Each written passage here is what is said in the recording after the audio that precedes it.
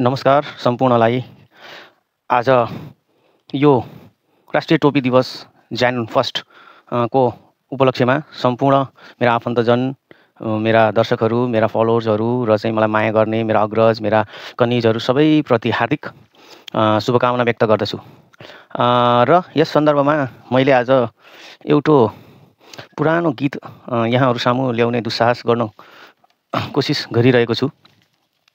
त्यो गीत त्यति सहज छैन, निकै पुरानो, निकै ओजन बोकेको गीत छ।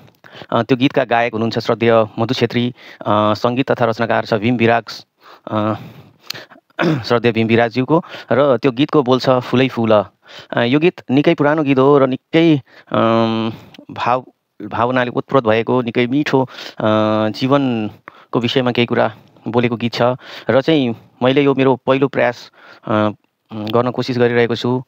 मलाई अवश्य पनि थाहा छ कि धेरै नै त्रुटि हुनेवाला छन् र चाहिँ यहाँहरूले कसरी लिनुहुनेछ। तैपनि जे होस्, अब 1000 माइलको यात्रा पनि एक पाइलाबाट नै सुरु हुन्छ भने जस्तै म एउटा चाहिँ दुस्साहस गर्न अगाडि गइरहेको छु। फुलै फुल मात्र पनि होइन रहेछ जीवन, काँडा बीच फुल्ने फुल रहेछ जीवन, फुल रहेछ जीवन। फुलै फुल मात्र पनि होइन रहेछ जीवन, काँडा बीच फुल्ने फुल रहेछ जीवन। फुलै फुल मात्र पनि दिने मानिसले विष पिउने गर्छन्, मरिदिने मानिसले विष पिउने गर्छन्, कोही बाँचिदिन विष पिउने गर्छन्, विष पिउने गर्छन्। विषै बेच मात्र पनि होइन रहेछ जीवन, काँडा बीच फुल्ने फुल रहेछ जीवन, फुल रहेछ जीवन।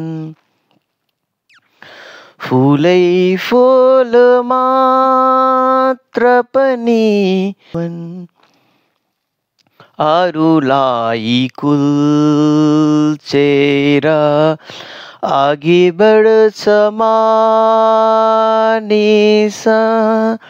अरूलाई कुल्चेर अघि बढ्छ मानिस, देउता बन्ने रहरमा ढुङ्गा बन्छ मानिस, रहर गर्नु मात्र पनि होइन रहेछ जीवन, काँडा बीच फुल्ने फुल रहेछ जीवन, फुल रहेछ जीवन।